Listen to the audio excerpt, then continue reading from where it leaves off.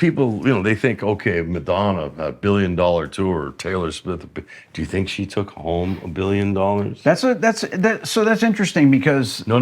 Because people always talk about misnomer. this. Yeah, talk about that. Well, I can't talk personally about her particular tour, but I know there's hundreds of people on it.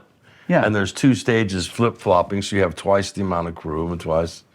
But she was Yeah, on when a they say bazillion-dollar tour, so she could afford to do that. When they say these numbers, they don't take into account any of that stuff. The cost, They think they're just putting that in their pocket. Well, if you're on say you got a couple of private jets, and then you got like 12 buses and 20 trucks, maybe more. Do you realize how expensive that is with salaries, per diems, hotels, insurance, catering? Right. For 200 people every night. Yeah. And, and all the drama that goes with that. The more people you have out on tour, the more dramatic it can become. I asked you something when you sat down. I was like, Luke, my brother tells me that he saw you play some chicken picking stuff. Oh, no, don't make me do that. I'm not going to do that. And I was like, what are you talking about? Well, like, when do you have time to even learn stuff like that? When you were a kid or what? Well, when I was doing these, I used to do these fun little tours with Sterling Ball, who was Ernie Ball's son, and was I didn't play anything. Yeah. It was just we No, I'm saying Ernie Ball guitar. This is and he had this thing called Biff Baby's All Stars. Oh yeah. And we would just show up places, and the guitar players it was me, Steve Morris, Albert Lee, and Eddie Van Halen. And occasionally somebody else might come sit in too. And then it was a great band as well. Jim Cox on keyboards, Sterling on bass, John Ferraro on drums. And his brother, who passed away sadly, Sherwood, was a great singer. And we'd just go out and call out tunes. Rodney Crowell would come sit in with us sometimes. It was great. Where would this be? We'd play at the Palomino under some weird name. We'd just show up. So nobody would know. Nobody would know. And then by halfway through the set, the place was jam-packed. And we just mess around, call out goofy tunes like we would in junior high school. But occasionally they would, because of Albert and Steve, they'd end up with Country Boy. Right. Which was all major chords, I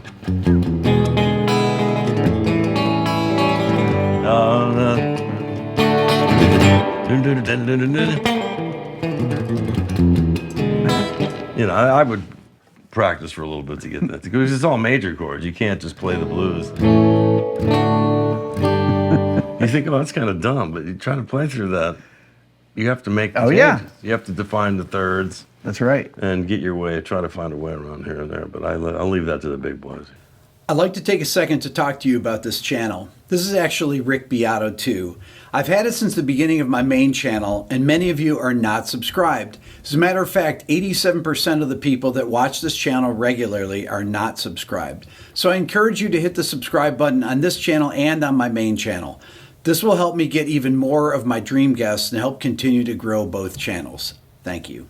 Okay, so under pressure, back then, a couple of beers in me, but I would go for it, and I'd do all right. Okay, so we're out at George Benson's extravaganza here. Yeah. And did you practice last week, knowing you're coming out here, or what? A little bit. I picked it up a couple times, but to be honest with you, so I'm not doing anything. It's just jam kind of music. Don't no rehearsal really. When I was talking to Greg Fillinganes yesterday, interviewing him, we talked about all the session guys kind of knew jazz. Studied it.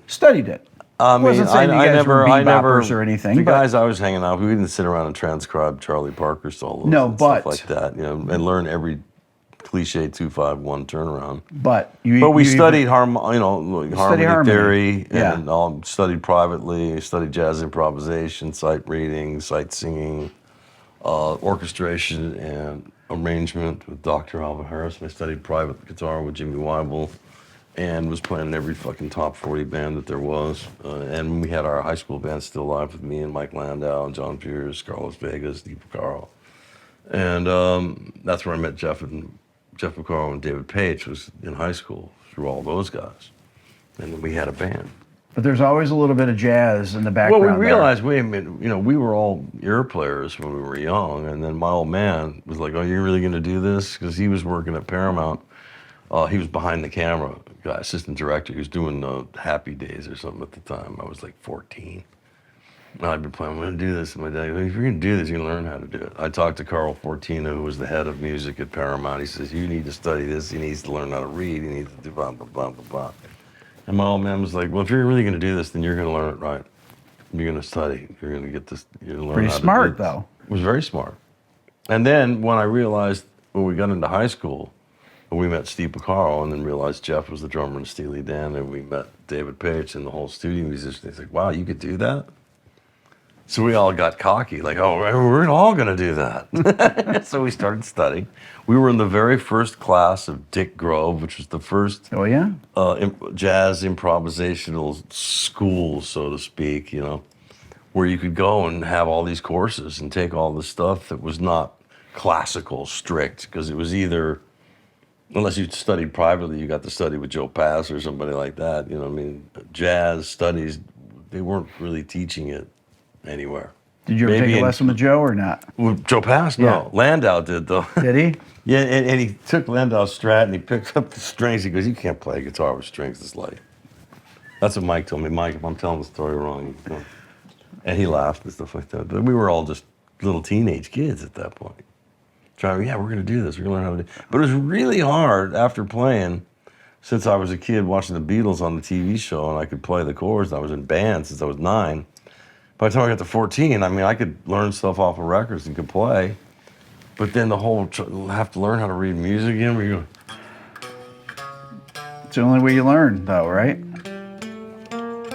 yeah, and it was so tedious and hard. And Okay, so who's the best reader of all those guys, all the session guys that you came up with? Or the Dean older Parr. guys? Okay, Dean. Dean Graydon could read really good. Rittenauer, forget about it. He's one of the best. Everybody could read a little bit. I was like not a great reader. I could read, but I mean, like, you know, they hired me to come up with my own parts.